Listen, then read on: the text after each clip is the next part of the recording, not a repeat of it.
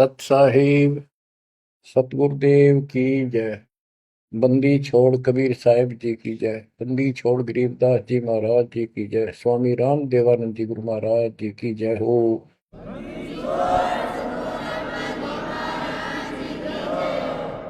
सर्व संतों की जय, सर्व भक्तों की जय, धर्मी पुरुषों की जय।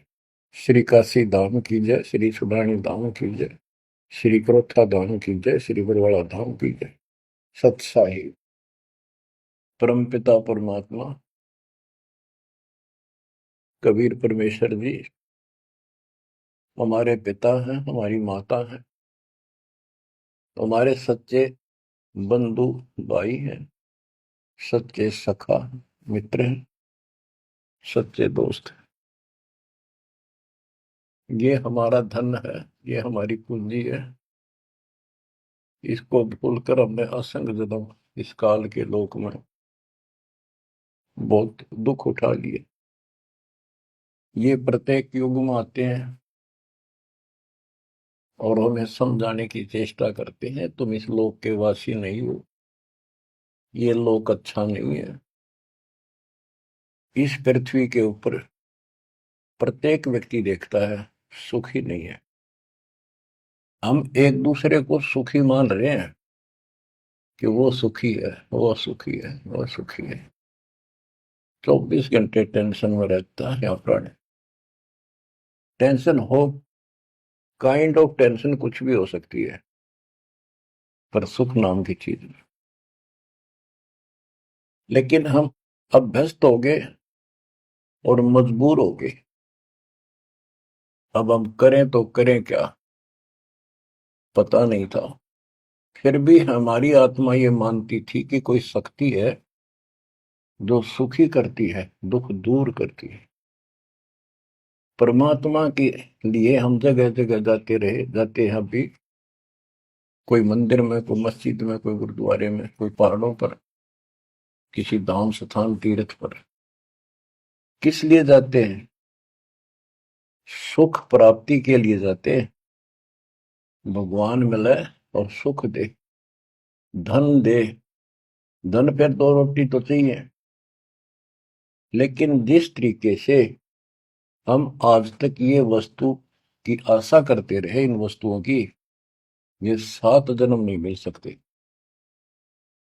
गीता अध्याय 18 श्लोक 62 में यही बताया है कि अर्जुन तुम सर्वभाव से उस परमेश्वर की शरण में जाओ, उसकी कृपा से ही तू परम शांति को और सनातन परम धाम को प्राप्त होगा।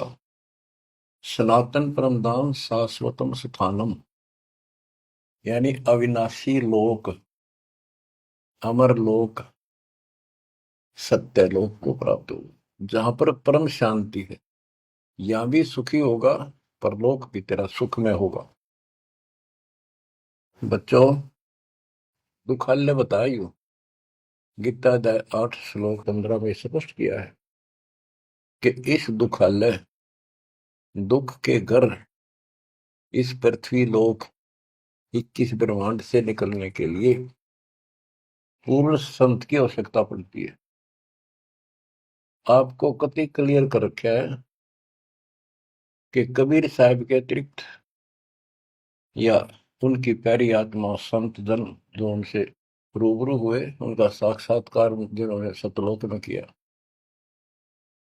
और तथा मेरे पूज्य गुरुदेव जी के अतिरिक्त कोई भी सतगुरु पृथ्वी पर नहीं रहा। और उनकी कदर नहीं करी जिन्होंने हमारे कोई सच्चा ज्ञान, सच्चा भगवान बताने की चेष्टा की। क्योंकि हमें विश्वास नहीं हो रहा था कि ये जो बात कह रहे हैं ये गीता वेद पुराणों में नहीं है। ये हमारे को मिसगाइड किया हुआ था, भ्रमित कर रखा था। क्योंकि हम जिनको विद्वान समझा करते थे, संस्कृत बोलते थे धारावाहिक, तो हम उनसे इतने प्रभावित थे कि भगवान को भी रिजेक्ट कर दिया 600 साल पहले जो आए थे। उनकी बातों को सुनकर कि ये अनपढ़ है, अशिक्षित है, और जो ये बातें कह रहा है बेप्रमाणित है, कोई शास्त्रों में नहीं, कोई वेदों में नहीं। और वो सब देख लेते थे ब्राह्मण लोग, पंडित, ब्राह्मण कोई जाति से लिंक नहीं है यहाँ पर। ब्राह्मण उसको कहते हैं जो भगवान से परिचित है। हम इनको परमात्मा से परिचित मानते थे, इसलिए इनको पंडित कहा जाता था, ब्राह्मण कहा जाता था। ये वास्तव में पंडित नहीं थे, लेकिन यह फीत लाग गई तो इसलिए कहना पड़ता है। ब्राह्मण थे और पंडित थे तो मेरे पूज्य गुरुदेव जी थे, वो भी इसी ब्राह्मण कुल में जन्मे थे। तो कहने का तात्पर्य ये है दास का, वो खुद भी आकर यूं कहा करते थे, मैं भगवान हूं भाई, सारी सृष्टि का रचने वाला हूं।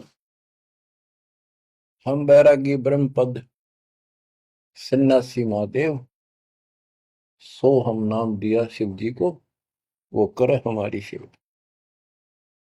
पर ये बात तो बहुत दूर की थी और बहुत कड़वी लगा करती थी, बड़ा दुख पहुंचता था और आज भी पहुंचता है। जो अनजान है उनको ये बातें सुनकर आज भी वो लड़ने झगड़ने को तैयार हो जाते हैं उन बच्चों के साथ जो ये राह बताने की चेष्टा करते हैं।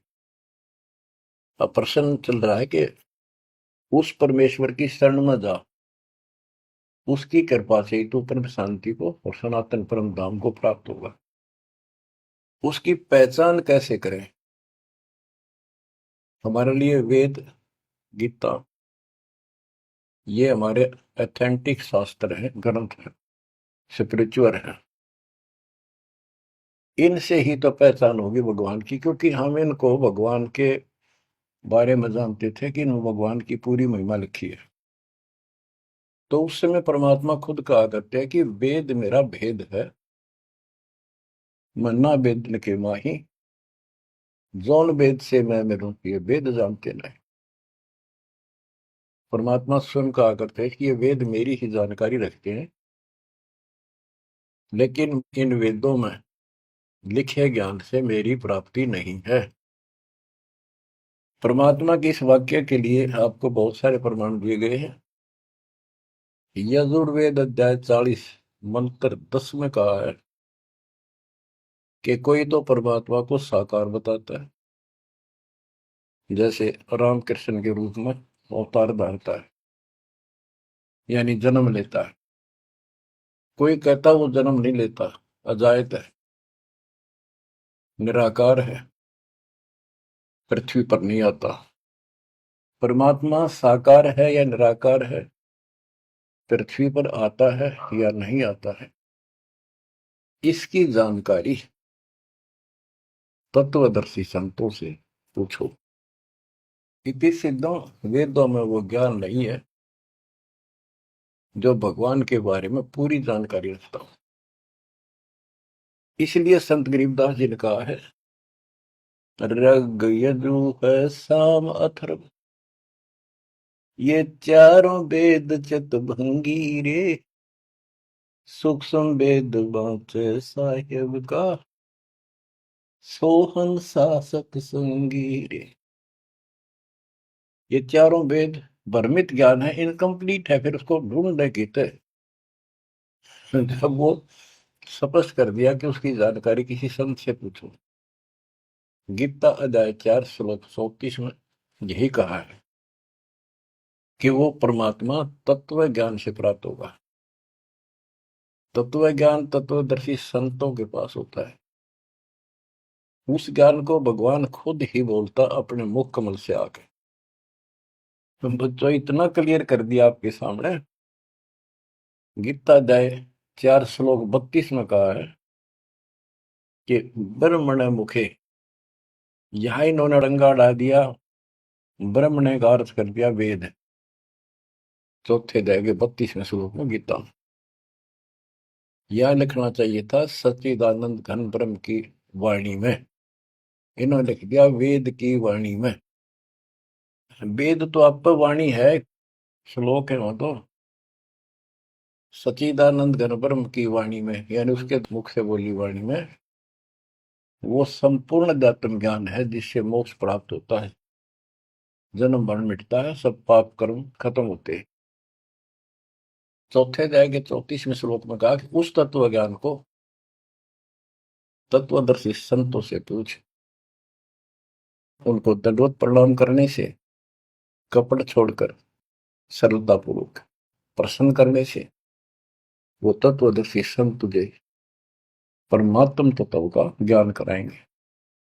तो बच्चों, इससे सिद्ध होगा कि गीता के अंदर संपूर्ण आत्म ज्ञान नहीं है। उस परमात्म तत्व 18वें अध्याय के 62वें श्लोक में जिस परमेश्वर की शरण में जाने को कहा है, उसकी जानकारी गीता में नहीं है। उसकी प्राप्ति कैसे हुई, ये तो जानकारी है कि गीता ज्ञान दाता से अन्य कोई पूर्ण परमात्मा है, परमाक्षर ब्रह्म है। अब जैसे यही कुरान के अंदर है, सूरत फुरकानी 25 आयत 52 से 59 में स्पेशल नाम कबीर भी लिखा है कि कबीर है वो जिसका नाम कबीर है, उसने सारी सृष्टि रची, सब्रमंडों की उत्पत्ति की, 7वां दिन तख्त पर जा बैठा, 6 दिन में सृष्टि रच गए।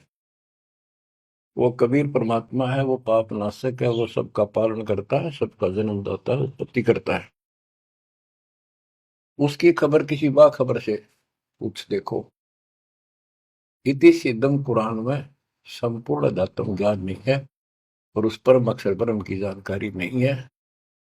जैसे कुरान शरीफ बोलने वाले अल्लाह ने स्पष्ट कर दिया, वो परमात्मा कोई और है जिसने 6 दिन में सृष्टि रची, 7वें दिन तख्त पर जा बैठा।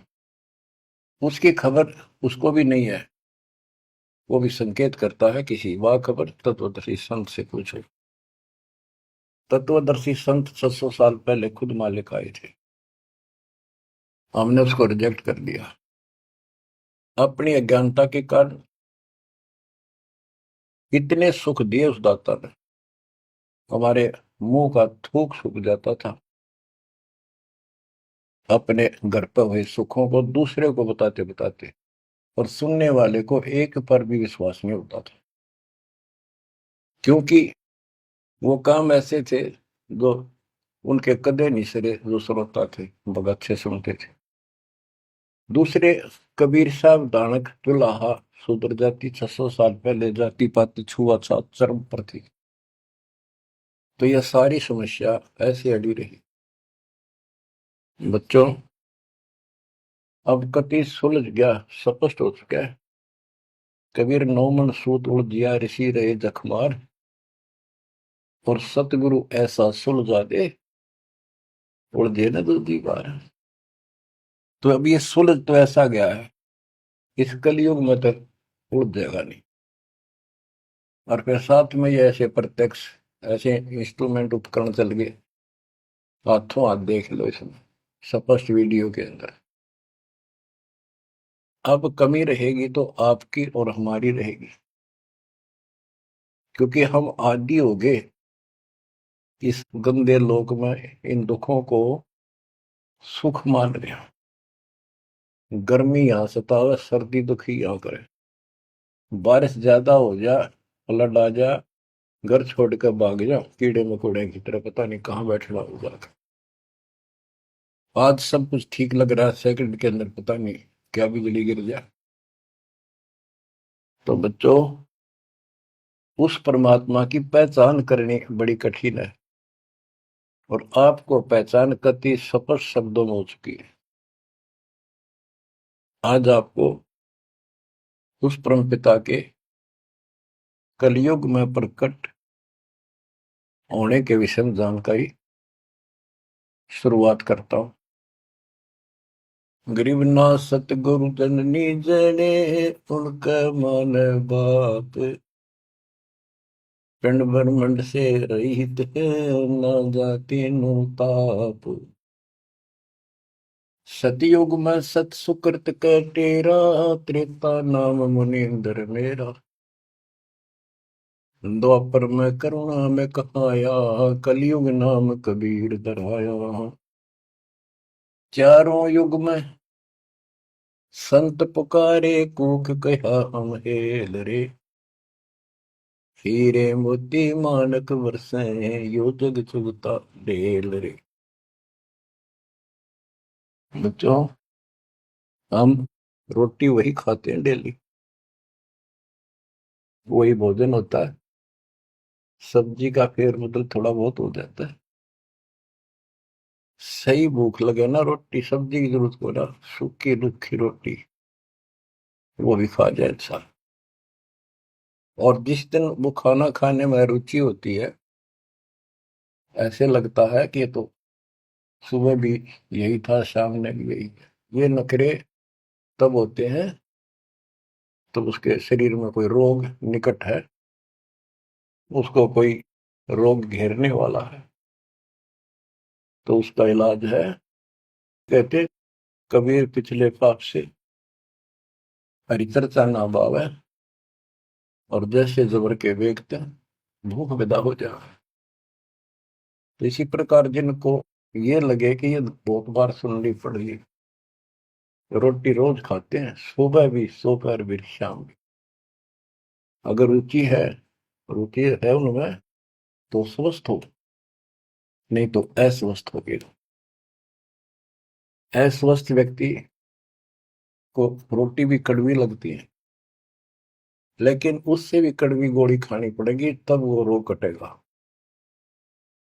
तो इसलिए परमात्मा की चर्चा जितनी बार सुनो, वो उमंग न्यारी होनी चाहिए, और कल्पनाएं उस बालक के चरणों में जानी चाहिए। वो किस लिए आता है? वो आपका बाप है, वो आपका जनक है, वो आपकी माँ है। माँ बाप तो न्यारे न्यारे दुखी हुआ करे अपने बच्चों के लिए। वो एकला ही माँ के दुख में भी और पिता के रूप में भी वो एकला दुखी हुआ है। और आप इस गंदे लोक में आके इतने रच गए, इस पाप ने भी, इस दुख ने घसीटना उचित समझते हो, क्योंकि आपको पता नहीं कि सुख क्या चीज होती है। 21 ब्रह्मांड में सुख नाम की चीज नहीं है, इसलिए उसकी तुलना करें किससे?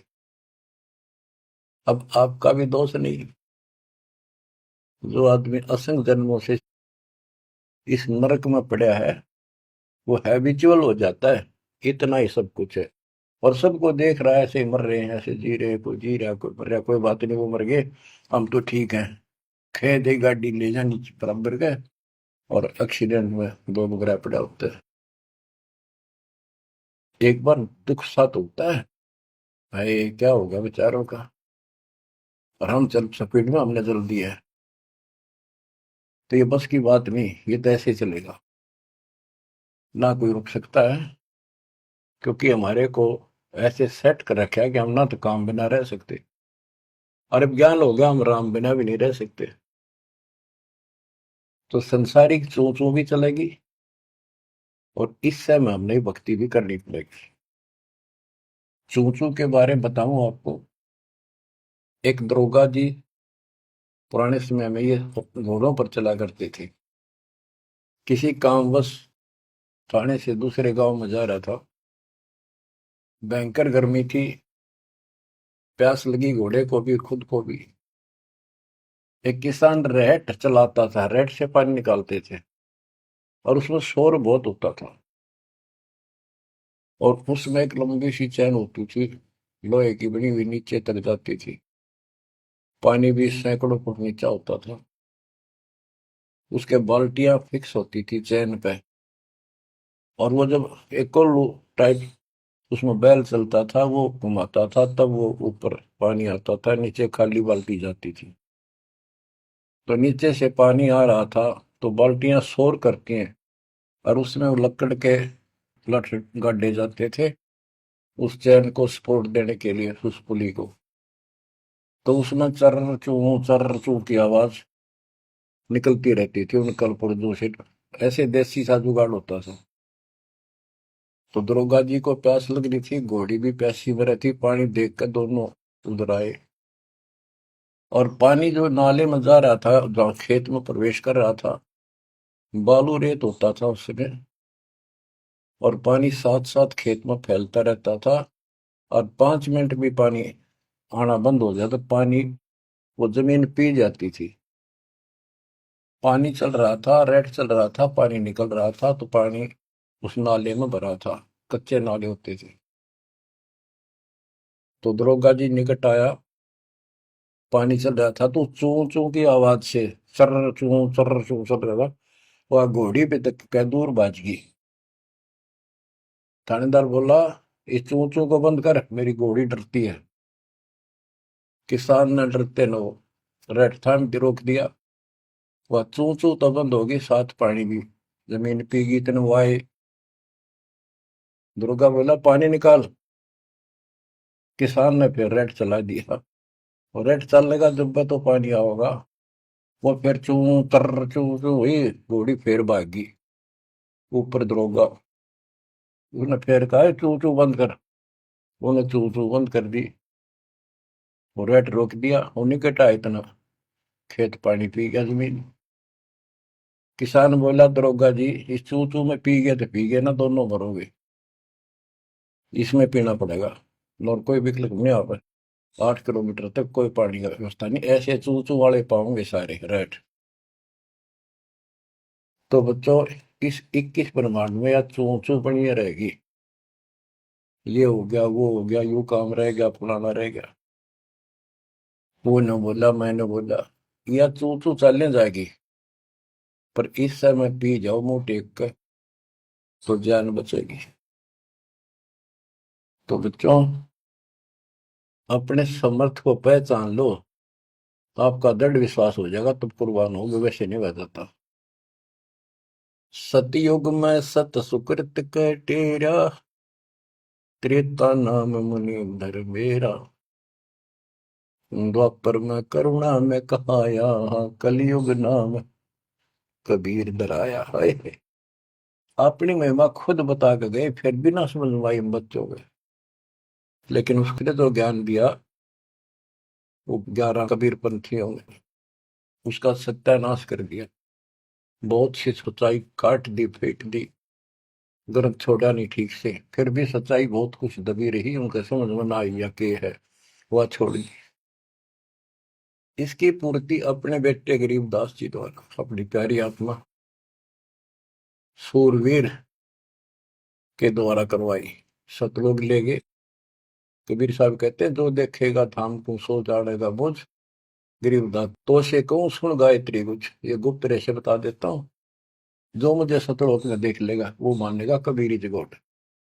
और चाहे किससे अगर शर पटक लियो, कोई नहीं माने। तो आप शिक्षित किए दाता, ताकि मेरे बच्चे पहचान ले अपने लाल को, अपने पिता को। संत गरीबदास जी ने कलम तोड़ में मंगा रखी है। एक एक वाणी सत्य कति आंखों देखी लिख रखी। गरीब 84 बंधन कटे, किन्नी कल्प कबीर। भवन चतुर्दश लोक सब टूटे यम जंजीर। गरीब अनंत कोटि ब्रह्मांड में बंदी छोड़ कहाए। सो तो एक कबीर है, जननी जनान माई। गरीब शब्द स्वरूपी साहेब धनी, शब्द सिंध सब माही। बाहर भीतर रम रहा, जहां तहां सब ठां। देखो, ये सूक्ष्म वेद है। ये केवल एक ग्रंथ नहीं है, ये सूक्ष्म वेद है। गीता अध्याय 7 श्लोक 19 में कहा है कि वासुदेव सर्वमिति, स महात्मा सो दुर्लभ है। ये संत गरीबदास जी वो महात्मा थे, जो उस सर्वव्यापी, सबका मालिक, सारी सृष्टि के ऊपर रमा हुआ, सब जगह जिसका वास है, उसकी जानकारी रखते थे। कहते हैं, गरीब शब्द स्वरूपी साहेब धनी, शब्द स्वरूपी यानी अविनाशी, और शब्द सिंधु सब माही। उस अविनाशी की शक्ति सबके अंदर विद्यमान है। बाहर भीतर सब ठाही, सब जगह, सब लोकों में वो वासुदेव है। गरीब जल थल पृथ्वी गगन में, बाहर भीतर एक, पूर्ण ब्रह्म कबीर है, अविगत पुरुष अलेख। और क्या बोलते हैं, गरीब सेवक होकर उतरे, इस पृथ्वी के माही। जीव उदाहरण है, जगत गुरु बार बार बलि जाहि। कि दास बनकर, क्योंकि वो खुद कहते हैं दो जन मेरे शरण ताका हूं मैं दास, और गैल गैल लग गया फिर जो तक धरती आकाश। गरीब सेवक होकर उतरे इस पृथ्वी के माए, उतरे ऊपर तारे। जीव उदाहरण, जीवों का कल्याण करने के लिए वो जगत गुरु जिस पर मैं बार बार कुर्बान जाऊं। गरीब काशी पूरी कष्ट किया, उतरे अदर आधार, मोमिन को मुजरा हुआ जंगल में दीदार। बच्चों यह कथा आपने सुन रखी है। नीरू नीमा वाली आत्मा वो थी जो द्वापर युग में सुदर्शन जी के माता पिता थे। सुदर्शन जी भगवान के चरणों में चिपक चुके थे, पूर्ण रूप से ज्ञान सुन चुके थे। माँ बाप नहीं मानते थे, आखिरी सांस तक नहीं माने, विरोध न करे। जब उनके माता पिता को खूब समझाने की चेष्टा की, गुरु जी से भी कहा, परमात्मा खुद आए थे करुणामय नाम से, उन्होंने भी कोशिश की इनको समझाने की, पर नहीं माने। मृत्यु होगी माता पिता की, सुदर्शन टेंशन में रहने लग गया। परमात्मा तो जानी जान थे, कहने लगे बच्चा क्या दुख होगा। परमात्मा बोले करुणामय जी कि बेटा एक दिन तो सबने मरना होगा, मरे बिना भगवान नहीं मिले, आपा ने भी तो मरना है। यानी वो लीला करा करते को समझ नहीं सकता है भगवान है। 120 वर्ष रह गया हमारे साथ काशी में, एक दानक के घर पर कपड़ा बुनना है आखिरी सांस तक। कौन समझे भगवान है। ईब समझाएंगे, ईब समझाएंगे, मर जाएंगे रोगों पे इसमें ना, जब ये स्वीकार करेगा। तो सुदर्शन जी बोले भगवान आप जाड़ी जान हो, आपने कति अंधेरा हटा दिया, मौत होते भाड़ में जाओ, भगवान के घर चलांगे आपके चरणों में रहना। पर दुख इस बात का है, इतने अच्छे इंसान थे, बहुत ही अच्छे, और दाता अब ये सदा दुख पाओगे, कभी कुत्ते कभी कुतिया कभी गधे कभी गधी, देखिए बूढ़ी पड़ेगी। हरिनों ने मुझे पाला पोसा, और हिट के प्रति यो प्रेम है कि न मेरे नीच को पाला पोसा, और मैं इनका कुछ नहीं कर सका। अपने बच्चे को इस तरह दुखी देकर, मोह नहीं था उसका, दुख ये था कि ये दुख पाऊंगा, बहुत कष्ट होगा। देखिए बूढ़ी बनी, जिससे जन्म होया मैं उसका भी उद्धार नहीं करा सका। तो कोई न कोई काट तांट लावे है, अड़ंगा डावे है, क्या करे, ना मान माँ बाप के लाके मर्यादा। परमात्मा बोले बेटा दुख ना मानना, इनको भी मैं रात लाऊंगा, और 83 लाख में मैं नहीं जान दूंगा, और इनको मुक्ति दूंगा मैं, चाहे कितने जन्म लाग जाए बेटा। सुदर्शन को शांति हुई, दंडोत प्रणाम किया। तो वो सुदर्शन के माता पिता थे नीरू और नीमा। ये एक जन्म ब्राह्मण हुए, परमात्मा उनको 5-6 साल की उम्र के बालक लावारिश मिले, उन ले आए, घर पर ले आए, नगर में मुनादी कर दी, वह किसी का बालक हो, ना यू बताता कौन हो, कितना आया हूं, 5-4 साल का था। तो गांव वाले ने देख लिया किसी का नहीं है आसपास भी, भाई तू रख ले, पाल पूछ ले, कोई आओगा तो दे दिए, अभी ठीक है, ना हो तो तू भाई अपना पाल दे, तेरा संतान नहीं, संतान नहीं थी उनका। परमात्मा एक 2 साल रहे, उनको समझाया करते भक्ति कर लो, भगवान बिना कुछ नहीं है, 2 दिन का जीवन है, ये ब्रह्मा विष्णु महेश परमात्मा नहीं है। और ब्राह्मण कुल में जन्म होने से वो ब्रह्मा विष्णु महेश तो ऊपर सुनना नहीं चाहते थे। कई दिन कहते रहे, समझाते रहे, ना माने, परमात्मा के थप्पड़ मार दिया, तुम्हारा दादा बन गया, मैंने पाला पोसा।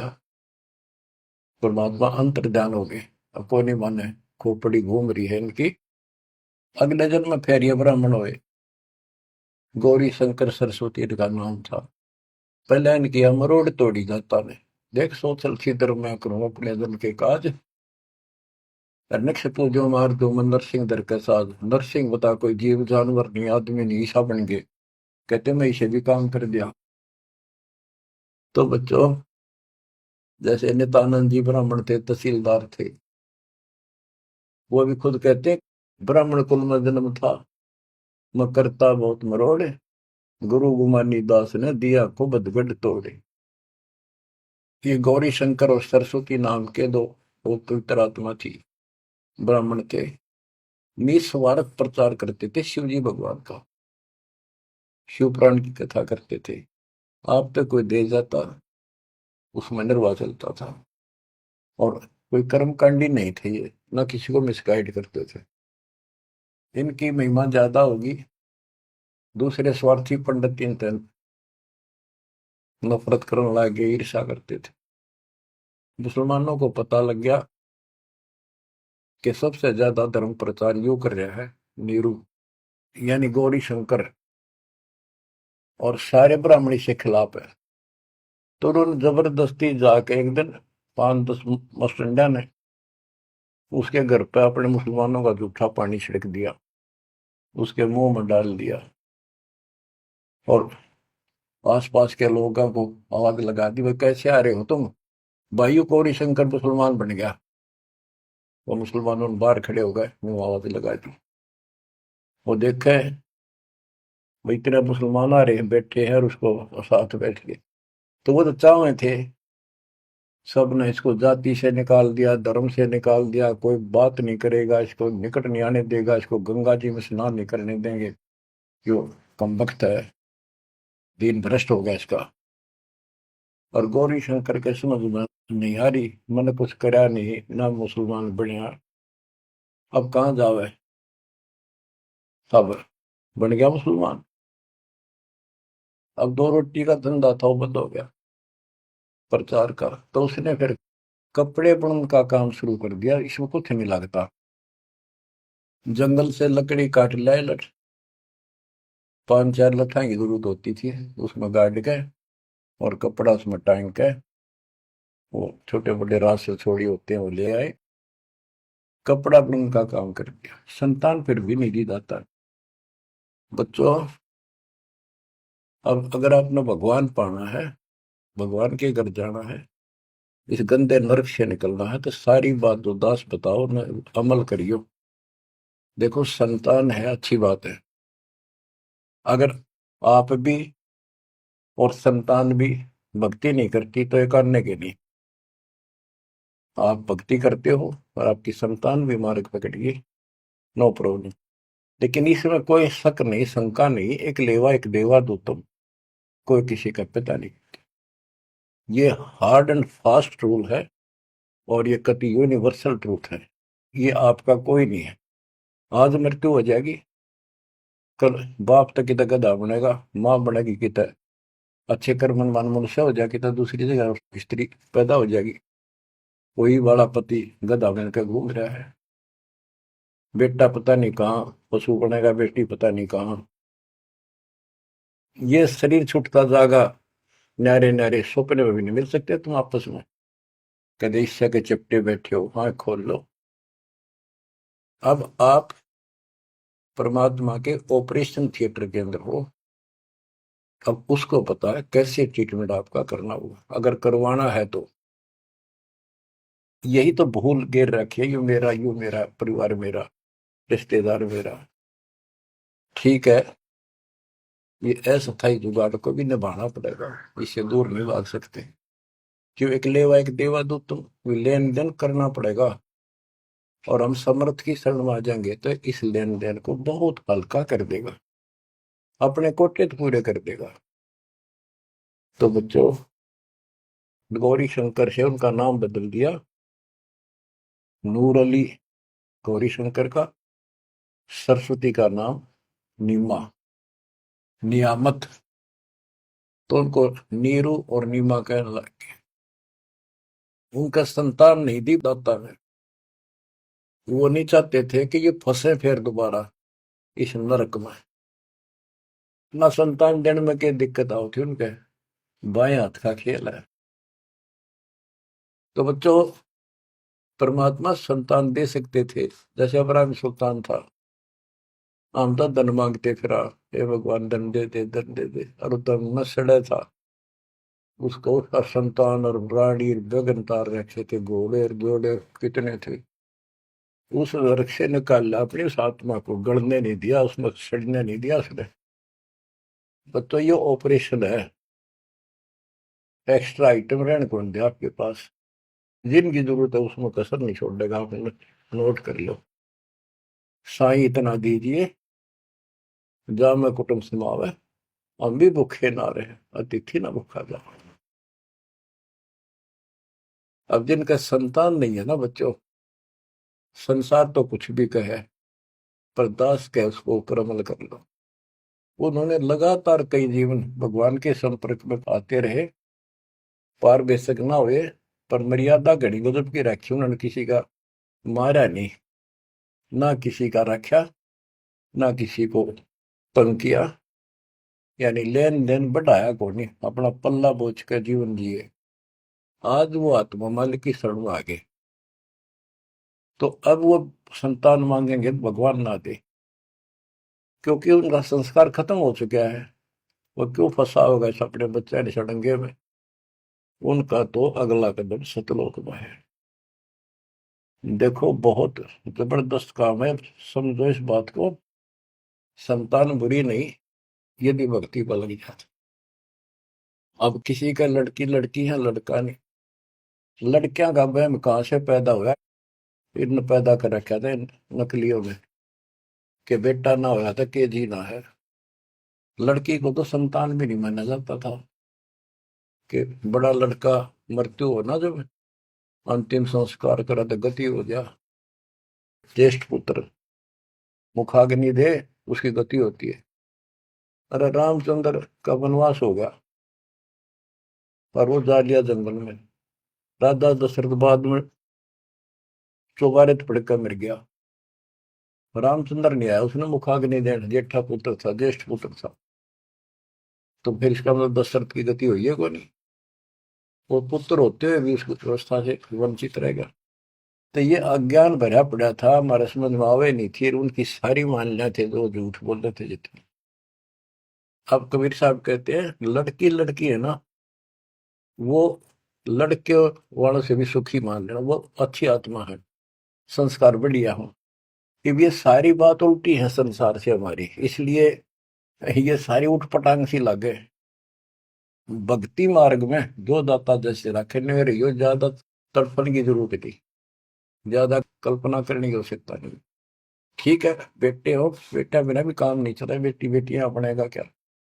और बेटे बेटे के जाटेंगे जो बेटी ना बीता है। तो जो व्यवस्था भी आखिर में यहाँ के आपने अर्पणा होगा, ज्यों राखूं त्यों ही रहूं, मेरा के चारा, खाने जात खरीद हो गुलाम तुम्हारा। ये भगवान जैसे रखो, बेटा दो, पालेंगे पोसेंगे आपकी आत्मा ने, राह पर लावांगे, और छक्के आपके बच्चों की सेवा करेंगे, क्योंकि हम तो नौकर है मालिक के। संतान परमात्मा के बच्चे मान लो, सेठ के, जो हमने सब न दे रहा है, उनके लिए भी हमारे लिए भी। बेटी होगी, बेटी को भी पैसे पालेंगे। अब तो बेटी देवी होगी, बेटी को क्यों बुरा मान रखा था? ऐसा जुल्म देखा हमने, बेटियों हो जाती थी जिनका रोया करते, माथे ठड़का करते हम देखा करते छोटे छोटे। हमारे पड़ोस में एक ना 3 बेटी मारती, कति संभाली नहीं कि मर जा ठीक से, खेत में चले जाते भूखी पैसी, काग होकर उनको मर जाती। बेटा भगवान ने भी नहीं दिया, फिर बेटी हुई। उसने किसी से जाड़े जपटे पूछा ताछी करवाई, जंतर मंतर ये हाथ दिखाए। उसने कहा जब तक तेरी बेटी नहीं जीवेगी ना, तेरा बेटा नहीं होगा, मरना जीवेगा। जब उस पाप आत्मा ने एक लड़की जीवित रखी, जब उसका 2 लड़के हुए, बड्डे हो लिए, जब उन्हें रोज कुटे, दूर थी पिटती दिख सुनेगा। बच्चों समझ लो इन बात। एक लेवा एक देवा दूतम, कोई किसी का पिता नहीं पूतो। बेटी को ये कैसे दुश्मन मान रखा था हमने, कि दान देना पड़ेगा, दहेज देना, ब्याना, यूं करना, फलाना करना, और कभी छूत से कभी थोड़ी के देशनदारी। ऐसा हमने अपने ऊपर आप लाद रखा था। ये वजन दाता ने ठा के दर दिया, मेरे बच्चा ने इस बात को मान लिया कि सफर में चलने वाले व्यक्ति को वो थोड़ा सामान लेकर चलना चाहिए। तो बच्चों, इस मार्ग पर मालिक जैसे रखे।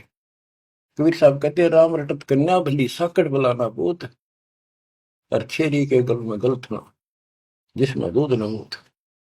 जैसे बकरी के गल में एक थन जैसा लटका रहा खाल डाला, और एक आने का निखाम का वजन है। तो इसी प्रकार वो बेटा जो भक्ति नहीं करता, बेटा भक्ति करता तो देवता है हमारा, और बेटी करती है तो देवी का रूप होगी।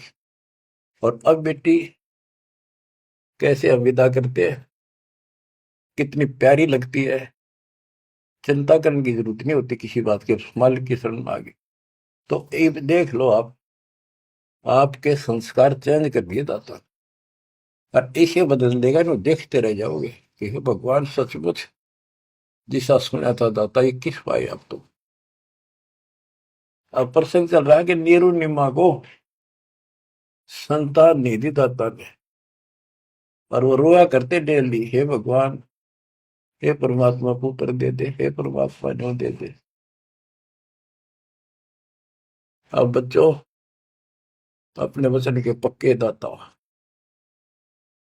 कि दो दिन मेरी शरण है, ताका हूं मैं दास, और गेल गेल ला गया करो जब तक धरती आकाश। अपने उसी नियम के आधार पर वो परम पिता उस नीरू नीमा को फिर से मिलने के लिए आए। अब नीरू नीमा का गंगा में स्नान करना बंद कर दिया, गंगा घाट पे, मुसलमान होने के नाते। तो वो एक गंगा का जल लहरों के द्वारा उछल के एक तालाब का रूप हो रहा था, तो उसमें स्नान करने जाया करते। वो लहर तारा सरोवर नाम से प्रसिद्ध था। आसपास सुंदर सुहावना पेड़ पेड़ उगे हुए थे, बहुत सुंदर व्यवस्था थी, प्राकृतिक दृश्य बहुत सुंदर था। प्रतिदिन स्नान करने वहां जाया करते। वो सोन के कुटिया से 2-3 किलोमीटर दूर था, सैर भी हो जाती, नहा के अपना। वो फिर भी शंकर भगवान को याद रखते थे। बेशक लोग दिखावा अल्लाह अकबर करे चंदे नमाज करते थे, पर हृदय में जगह उनकी थी शंकर भगवान की। इसी रूटीन में वो जा रहे थे, और पहले दिन रिश्तेदार आए, यानी पास पड़ोस में किसी के। तो उन्होंने पूछा, नहीं माँ को बालक को नहीं, कई साल हो गए, एक बालक तो चाहिए था, एक लड़का तो चाहिए था। लड़की ना मांगा करते हम, लड़का एक तो होना चाहिए, बुढ़ापे का सहारा हो जाए, न हो जाए। यानी वही से इंजेक्शन लागी, उसका भूल सी पड़ी थी, फिर याद आ गई, सारी रात रोई, हे भगवान एक बच्चा दे देते, हे भगवान एक जातक दे दो, हमारा गुजारा हो जाए, लोग ताने मारे हैं। और ना तो नो करते करते स्नान के लिए चल पड़े, और रोती है जा रही है, कहती जा।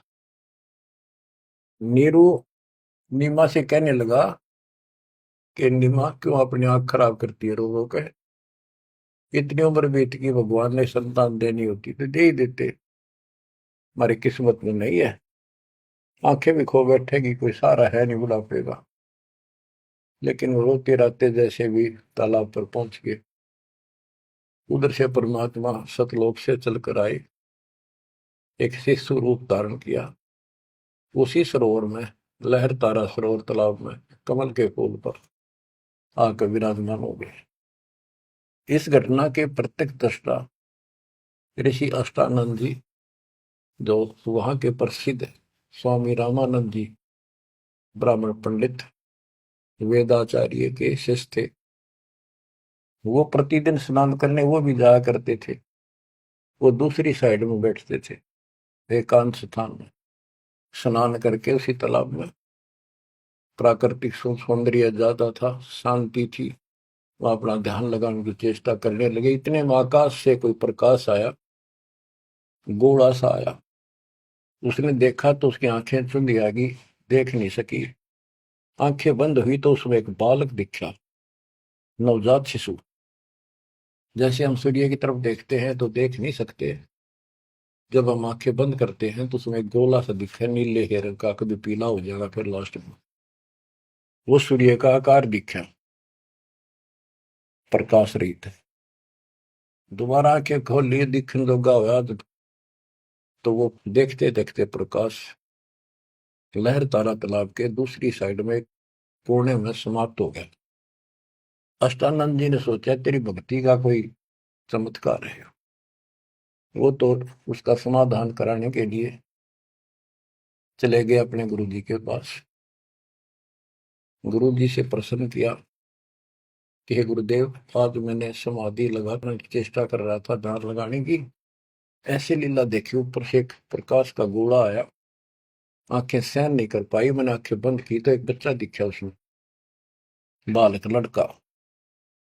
ये क्या लीला थी? मेरी कोई भक्ति की उपलब्धि है या कोई भ्रम है? रामानंद जी को जैसा ज्ञान था बता दिया, बेटा ना तेरी भक्ति की उपलब्धि, ना ही कोई भ्रम। ऐसी लीला भगवान करता है जब ऊपर के लोक से नीचे आता, स्वर्ग से, और किसी माँ के यहाँ गर्भ में जन्म लेगा, फिर अपना जो निर्धारित कार्य करने आता है उसको पूरा करता है, वो करेगा। ये काशी में किसी के यहाँ जन्म लेगा, जीव का उद्धार करेगा। अष्टानंद शांत हुआ, रामानंद अपना काम लग गया। ब्रह्म मुहूर्त होता है सुबह सुबह का, 1.5 घंटा पहले सूर्य उदय से, और वो सुबह का अंधेरा बहुत जल्दी भाग गया करे। अंधेरा बहुत दिखेगा, थोड़ी देर में रोशनी, फिर रोशनी, फिर कति क्लियर सा हो जाता है। तो नीमा पहले स्नान करने गया, जाग बड़ा करती नहाती थी, नीमा स्नान करके बाहर आई और नीरू स्नान करने के लिए प्रवेश किया उस तालाब में, नहावा था मलमल के। तो नीमा जो कपड़ा बांध कर नहाई थी, कपड़े बदलने के बाद उसको धोने के लिए फिर पुनः किनारे पर गई, तो थोड़ी सी दूरी पर एक बच्चा दिखा कमल के फूल पर हाथ पर मारता हुआ। नीरू से कहा, देखियो जी एक बालक है कमल के फूल पर डूब गएगा, बचाइए बचाइए इसमें। नीरू ने ध्यान नहीं दिया, गया तो मेंटल होली कती, कहने लगा तू पागल हो चुकी है, कितनी समझा ली, मान जा। कितने पानी में बालक दिखने लग गए, हे भगवान, तो भी पागल होगी, कैसे संभालूंगा तेरे को? वह कहने लगी सच्ची बात है, देखो तो एक बार देखो। बहुत जोर से बोली, जिधर संकेत करे थी हाथ का, देखा तो सचमुच एक बालक कमल के फूल पे, आओ देखे न ताओ देखी, फटाफट उससे कमल को उठा लिया, फूल समेत उठा लिया उसको। ओहो, और नीमा को दे दिया कि ले जा। सच में तो डूब जाता। और नीमा, ओए होए, बच्चों,